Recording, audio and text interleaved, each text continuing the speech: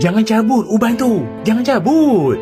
Nabi Muhammad SAW bersabda, kata Nabi, la tantifu syaiba ma min muslim yashibu syaibatan fil Islam illa kana lahu nuran yaumal qiyamah. Kata Nabi SAW, jangan cabut uban, sebab tidaklah seorang muslim yang ada uban atas kepala tu kecuali dia akan menjadi cahaya di hari kiamat nanti. Oh, nanti dulu. Jangan cabut tu bukan bermakna kalau pi cabut uban tu hukumnya haram. Tidak. Nabi menggalakkan umatnya kalau boleh tak payahlah cabut.